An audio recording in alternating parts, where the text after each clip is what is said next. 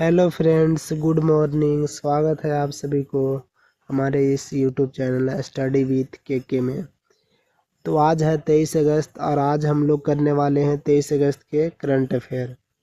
तो चलिए आज का सेशन स्टार्ट करते हैं। आज का हमारा पहला प्रश्न है,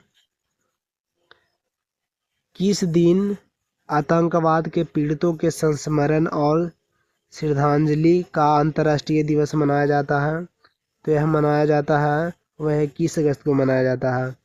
और 21 अगस्त को और कौन सा दिवस मनाते हैं? तो इसी दिन को हम मनाते हैं विश्व उद्यमी दिवस। तो यह दो दिवस हम लोग 21 अगस्त को मनाते हैं। लेकिन 19 अगस्त को क्या मनाते हैं? तो इस दिन को हम लोग मनाते हैं मानवतावादी दिवस। मानवतावादी दिवस। और 20 अगस्त को मनाते हैं सद्भावना दिवस। सद्भावना दिवस। तो यह तो पीछे वाले दिनों में हमने यह सब बता दिया है, लेकिन फिर से एक बार बताते हैं ताकि आपका रिवीजन भी हो जाए। चलिए दूसरा प्रश्न पर चलते हैं। उससे पहले 21 अगस्त में मनाए जाने वाले जो महत्वपूर्ण दिवस है उनको भी देख लेते हैं। तो देखिए, 21 अगस्त को उद्यमी दिवस मनाते हैं, या तो हमने बता ही दिया। और 12 अगस्त को क्या मनाते हैं? अंतर्राष्ट्रीय युवा दिवस। और राष्ट्रीय युवा दिवस कब मनाते हैं? तो 12 जनवरी को मनाते हैं। ठीक है। और 15 अगस्त को क्या मनाते हैं? तो भारत का स्वतंत्रता दिवस मनाते हैं। 19 अगस्त को तो विश्व मानवतावादी दिवस और विश्व फोटोग्राफी दिवस।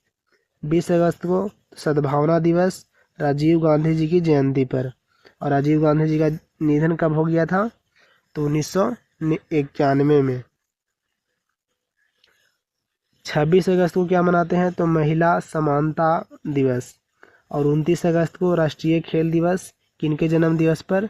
तो मेजर ध्यानचंद की जयंती पर। यह हॉकी खेल से संबंधित हैं। इनको हॉकी का जादूगर भी कहा जाता था। नेक्स्ट प्रश्न है सेकेंड नंबर।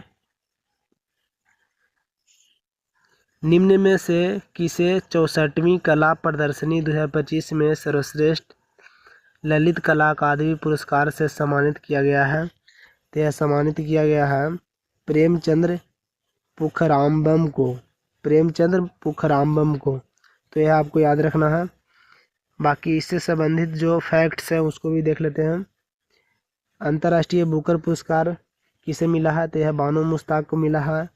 हार्ट लैम्प इनकी बुक है, हार्ट लैम्प के लिए। यह जो बाकी इससे संबंधित जो प्रश्न है उसको भी देख लेते हैं। भारत के पद्म पुरस्कार 2025 में कितने लोगों को मिला है? तो यह जो मिला है वह मिला है 139 लोगों को। जिसमें से क्या कितना किसको मिला है? तो देखिए, टोटल पद्म पुरस्कारों की संख्या कितनी है? तो 139 है, जिसमें से 19 पद्म विभूषण है और 113 पद्म श्री है। बाकी 7 जो है पद्म विभूषण है। और पद्म विभूषण जो 7 दिए गए हैं वह किनको किनको दिए गए हैं यह देखने वाले हैं, क्योंकि यहाँ से प्रश्न बन सकते हैं। चलिए देखते हैं। तो पहले व्यक्ति हैं दुबुवर नागेश्वर रेड्डी। ये इनको दावा के क्षेत्र में मिला है और यह तेलंगाना के रहने वाले हैं। बाकी दूसरे व्यक्ति कौन है? तो यह न्यायमूर्ति हैं, सेवानिवृत्त हो चुके हैं, जगदीश सिंह खेहर। यह जज थे और इनको सार्वजनिक मामलों के लिए मिला है। यह चंडीगढ़ के रहने वाले हैं। तीसरे नंबर की व्यक्ति हैं कुमुदनी लखिया रजनीकांत। अब इनका संबंध गुजरात राज्य से है। अब इनको कला में मिला है और यह कथक से संबंधित है। अब यह गुजरात के रहने वाली है। ठीक है। बाकी लक्ष्मी नारायण सुब्रमण्यम को मिला है। इनको भी कला के क्षेत्र में मिला है। यह कर्नाटक के रहने वाले हैं। 5वां नंबर पर जो मिला है यह है MT वासुदेवन नायर को मरणोपरांत मिला है। यह ध्यान रखना है, मरणोपरांत मिला किनको मिला है? तो MT वासुदेवन नायर। अब इनको मिला है साहित्य और शिक्षा के क्षेत्र में और यह केरल के रहने वाले हैं। बाकी एक विदेशी को भी मिला है और यह विदेशी कौन है? ओसामू सुजुकी हैं। अब इनको भी मरणोपरांत मिला है। जो सुजुकी कंपनी है उसके संस्थापक थे। अब इनको व्यापार और उद्योग के क्षेत्र में मिला है। अब यह जापान के रहने वाले हैं। और एक एक बिहार का मिला है, इसलिए जो भी बिहार से संबंधित एग्जाम की तैयारी करते हैं तो उनके लिए यह बहुत ज़रूरी है, शारदा सिन्हा को। और इनका संबंध किससे था, तो यह छठ गीत के लिए फेमस थी, छठ गीत के लिए। और इनको भी मिला है कला के क्षेत्र में, इनको कहा जाता था बिहार को किला, तो यह बिहार के रहने वाली है। बाकी 3 नंबर प्रश्न देखते हैं। निम्न में से कौन मैडिसन स्क्वायर में परफॉर्म करने वाले पहले भारतीय हिंदी आर्टिस्ट बन गए हैं, तो यह जो है यह जाकिर खान है। नेक्स्ट प्रश्न है, बाकी फिल्मों से संबंधित जो एक और अवार्ड है सीन्स इन द स्क्वायर में शामिल होने वाली भारतीय फिल्म, तो यह कौन है, तो दिलवाले दुल्हनिया ले जाएंगे। नेक्स्ट है 4 नंबर प्रश्न, निम्न में से किस राज्य में एशिया के सबसे चौड़े पुल का उद्घाटन किया गया है, चौड़ा पुल, तो यह जो हुआ है यह बिहार में हुआ है। बाकी इसके संबंधित जो एक्स्ट्रा चीज़ है उसको भी देखते चलते हैं कि यह जो ब्रिज है यह ब्रिज मोकामा और औंटा घाट बेगूसराय के सिमरिया को जोड़ता है। और यह 18 खम्भों का ब्रिज है और 34 मीटर इसकी चौड़ाई है। यह चौड़ाई ज़रूर याद रखना, क्योंकि यह क्या है, विश्व के सबसे, एशिया के सबसे चौड़ा ब्रिज है। इसकी चौड़ाई कितनी है, तो 34 मीटर। दुनिया का सबसे ऊंचा रेलवे आर्क ब्रिज कौन है, तो यह पता है सबको कि चिनाब नदी में बनाया गया है। अब इसकी ऊंचाई 359 मीटर है और यह एफिल टावर से भी ऊंचा है और कुतुब मीनार से 5 गुना ऊंचा है। और इसकी लंबाई कितनी है, तो इसकी लंबाई है 1315 मीटर। और यह चिनाब नदी पर बनाया गया है, कहाँ पे, तो जम्मू कश्मीर में। बाकी एक पम्बन ब्रिज बनाया गया है, यह किस राज्य में बनाया गया है, तो यह बनाया गया है तमिलनाडु में। नेक्स्ट प्रश्न है 5 नंबर, निम्न में से किसके द्वारा चर्चा में रही India's first radicals young Bengal and the British empire नामक किताब लिखी है, तो यह लिखने वाले रोशिंका चौधरी हैं। बाकी जो 2025 में बुक लिखे गए हैं या जो हाल ही में बुक लिखे गए हैं उनसे संबंधित लेखक भी देख लेते हैं। तो एक समंदर मेरे अंदर किसने लिखा है, राजीव जोशी जी का भी बुक है। और भाग के 4 सितारे, भाग के 4 सितारे यह बहुत फेमस बुक है, जिसे इंग्लिश में 4 स्टार ऑफ डेस्टिनी भी कहते हैं। यह है भारतीय सेना के जनरल थे मनोज मुकुंद नरवणे। बाकी देखिए एक और बुक है वेलकम टू पैराडाइज, तो यह भी काफ़ी फेमस बुक है जिसको लिखा है ट्विंकल खन्ना ने। और द आइडिया ऑफ डेमोक्रेसी के लेखक कौन है, तो यह है सैम पित्रोदा। नेक्स्ट प्रश्न है कितना नंबर, 6 नंबर। 6 नंबर देखते हैं क्या है कि निम्न में से किस रेलवे जोन ने रेलवे के 5 प्रमुख विभागों को महिलाओं को सौंपकर इतिहास रच दिया। तो रेलवे के 5 विभागों को महिलाओं को सौंप दिया। तो यह जो रेलवे है यह कौन सा है, तो यह है दक्षिण मध्य रेलवे। और दक्षिण मध्य रेलवे का मुख्यालय कहाँ है, तो सिकंदराबाद में है। इसका स्थापना कब हुआ था, इसका स्थापना हुआ था 1966 में। बाकी रेलवे ने एक ऐप लॉन्च किया है कि जिसमें रेलवे से संबंधित सभी ऐप को एक ही ऐप में देखा जा सकता है। यह ऐप है रेल वन ऐप। तो रेल वन ऐप का संबंध किससे है, तो रेलवे से है। यह सभी ऐप का एक ही में समायोजन है, तो ये भी याद करते चलिएगा। बाकी नेक्स्ट प्रश्न है 7 नंबर,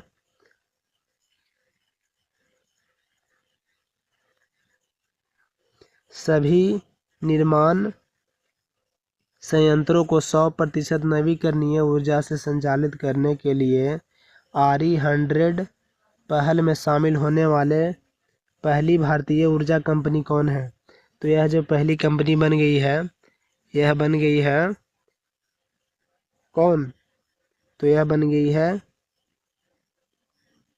ग्रीनको समूह, ग्रीनको समूह। रुकिए, इसमें थोड़ा कन्फ्यूजन है। यह कंपनी कौन बन गई है? तो यह कंपनी जो बन गई है ना, वह सुजलॉन है। ठीक है, नेक्स्ट प्रश्न पे चलते हैं। उससे पहले देखते हैं कि भारत का पहला यूनिकॉर्न कौन है 25 का? तो यह बना है नेट्राडाइन। और दूसरा यूनिकॉर्न कौन था? तो यह जस्पे है। और यूनिकॉर्न क्या होता है? तो एक स्टार्टअप कंपनी होती है जिसका मूल्यांकन 1 अरब अमेरिकी डॉलर यानी 1 बिलियन डॉलर से अधिक होता है, जो निजी स्वामित्व में होती है, यानी निजी कंपनी होती है, यानी शेयर बाजार में सूचीबद्ध नहीं होती है। तो ऐसे कंपनी को हम क्या कहते हैं? यूनिकॉर्न कंपनी कहते हैं। अब 2025 का पहला यूनिकॉर्न कौन है? तो नेट्राडाइन है। और दूसरा जस्पे है। 8 नंबर हमारा आज का सवाल है कि निम्न में से कौन अपनी कॉर्पोरेट वेबसाइट को सुरक्षित बैंक.इन डोमेन पर स्थानांतरित करने वाला भारत का पहला सार्वजनिक बैंक बन गया है? तो यह बैंक बन गया है पंजाब नेशनल बैंक। और पंजाब नेशनल बैंक का स्थापना कब हुआ था, बताइए? तो पंजाब नेशनल बैंक का स्थापना जो हुआ था वह 19 मई 1894 को हुआ था। बाकी देखिए कि और जो इससे संबंधित बैंक है, जैसे भारत में पहली बैंक कौन थी? तो यह था बैंक ऑफ हिंदुस्तान, जिसको 1770 में स्थापित किया गया था। इससे भी पुराना एक बैंक था बैंक ऑफ मद्रास, लेकिन हालांकि उससे सवाल नहीं आते हैं, इसी से पूछा जाता है, तो इसको याद रखिएगा। भारत का सबसे पुराना सार्वजनिक बैंक कौन है? तो इलाहाबाद है, जिसकी स्थापना 1865 में किया गया था। और एसबीआई को सबसे पहले 1806 में बैंक ऑफ बंगाल के रूप में स्थापित हुआ था, और बाद में इसको एसबीआई 1955 में कर दिया गया। अब इससे पहले एसबीआई को 1955 से पहले क्या किस नाम से जानते थे? तो इसे इंपीरियल बैंक के नाम से जानते थे। और आरबीआई का स्थापना कब हुआ? तो 1 अप्रैल 1935 को हुआ था। कमेंट बॉक्स में यह बताइए कि आरबीआई को किस समिति के सिफारिश पर स्थापित किया गया था। नेक्स्ट प्रश्न है 9 नंबर। मोहम्मद सलाह ने किस देश से संबंधित जो 3 बार पीएफए प्लेयर ऑफ द पुरस्कार जीतने वाले खिलाड़ी बन गए हैं? तो यह है मिस्र देश के। अब यह लिवरपूल जो कि फुटबॉल फ्रेंचाइजी है, वहाँ से खेलते हैं। ठीक है, बाकी देखिए खेलों से संबंधित प्रश्न कि खेलो इंडिया पैरा गेम्स होस्ट कहाँ हुआ है? इस बार नई दिल्ली में दूसरा संस्करण हुआ है। पहला संस्करण भी नई दिल्ली में हुआ था और दूसरा संस्करण भी नई दिल्ली में हुआ है। 38वां राष्ट्रीय खेल की टैगलाइन क्या है? तो संकल्प से शिखर तक। अब इसका होस्ट कौन किया है? तो यह किया है उत्तराखंड। बाकी 39 नंबर राष्ट्रीय खेल कहाँ होगा? तो मेघालय में होगा। 38वें राष्ट्रीय खेल में कौन शीर्ष रहा है? तो यह रहा सेवा यानी सर्विसेज। और यह उत्तराखंड के देहरादून में हुआ है यह खेल, और साथ ही बहुत सारे शहरों में हुआ है। नेक्स्ट प्रश्न है 10 नंबर।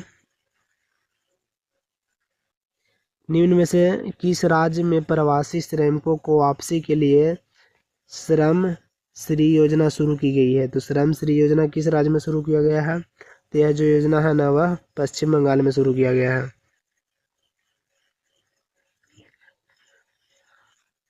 अन्य योजनाएं जो 2025 में या फिर इस संबंधित एग्जाम में पूछे जा सकते हैं, तो देखिए सुकन्या समृद्धि योजना 22 जनवरी 2015 को शुरू किया गया था। ई वोटिंग शुरू करने वाला पहला राज्य कौन है? देखिए यह जो प्रश्न है ये एनटीपीसी में इस बार पूछा गया है कि ई वोटिंग शुरू करने वाला पहला राज्य कौन है? तो यह जो राज्य है ना, यह बिहार है। और गरुड़ रक्षी पोर्टल लॉन्च किसने किया है? तो यह कर्नाटक किया है, ऑनलाइन वन्य जीव अपराध संबंधी एफआईआर दर्ज करने के लिए। नेक्स्ट प्रश्न है 12 नंबर। दुनिया के सबसे अच्छे जज के रूप से प्रसिद्ध फ्रैंक कैप्रियो का 88 वर्ष में निधन हो गया। वे किस देश से संबंधित थे? तो यह अमेरिका के थे। और यह काफ़ी फेमस थे और इनका 88 वर्ष की आयु में निधन हो गया है इस साल। बाकी भारत के 52वें मुख्य न्यायाधीश कौन है, तो यह जस्टिस BR गवई है। और यह जो है ना वह पहले बौद्ध धर्म के यह मुख्य न्यायाधीश हैं। बाकी भारत के पहले मुख्य न्यायाधीश कौन थे, तो हरिलाल जे कानिया थे। 13 नंबर प्रश्न है, निम्न में से कौन रेलवे पटरियों के बीच पोर्टेबल और सौर पैनल लगाने वाला पहला राज्य बन गया है, तो यह राज्य नहीं शहर बन गया है। तो यह जो शहर है वह वाराणसी है। वाराणसी यूपी में पड़ता है। हाल ही में UIDAI ने आधारित eKYC के लिए किसे शामिल किया है, तो यह शामिल किया स्टारलिंक को। और स्टारलिंक USA की कंपनी है। UIDAI के हेड कौन। 15 नंबर प्रश्न है, हाल ही में किसे बॉक्सिंग फेडरेशन ऑफ इंडिया का अध्यक्ष चुना गया है, तो यह अजय सिंह को चुना गया है। इससे पहले भी अजय सिंह थे और यह मिलाकर लगातार इनको तीसरी बार चुना गया है।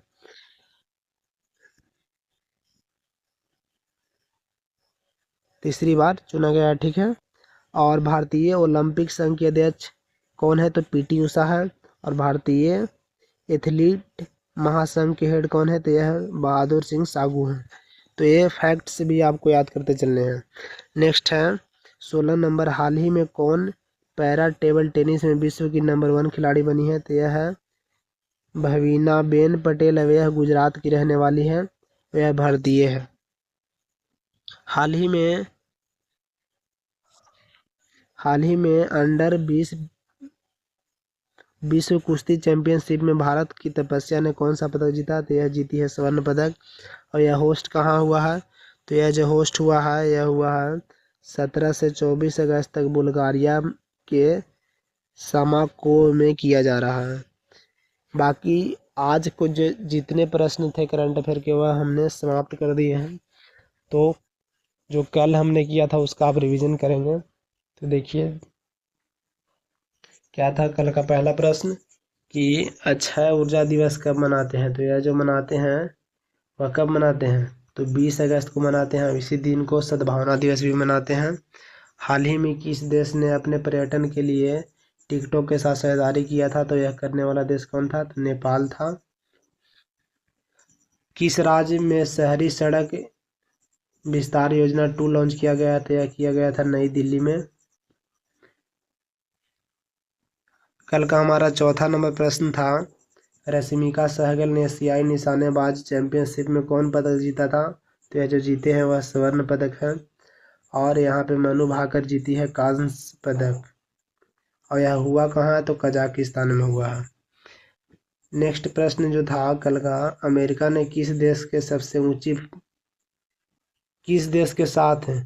ऊंची फ्रीडम अभ्यास था किसके साथ किया है, तो यह जो किया है ना वह जो किया था ना वह दक्षिण कोरिया था।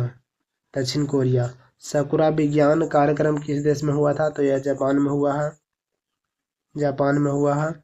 और निसार का निधन हो गया है, वह कौन थे, तो यह मलयालम फिल्म के निर्देशक थे। हाल ही में किसने सेनावृत्त कर्मचारियों को राष्ट्रीय अनुभव पुरस्कार दिया है, तो यह जितेंद्र सिंह थे। और अग्नि 5 मिसाइल का परीक्षण कहाँ हुआ था, यह उड़ीसा में हुआ है। और यह 5000 किलोमीटर तक मार कर सकती है। नेक्स्ट जो प्रश्न था, महिला सिनसिनाटी ओपन का खिताब किसने जीता है, तो यह जीती है ईगा स्वीटेक। और महिला पुरुष में कौन जीता था, तो पुरुष में जीते थे कार्लोस अल्कराज। 11 नंबर जो प्रश्न था कल का हुआ था,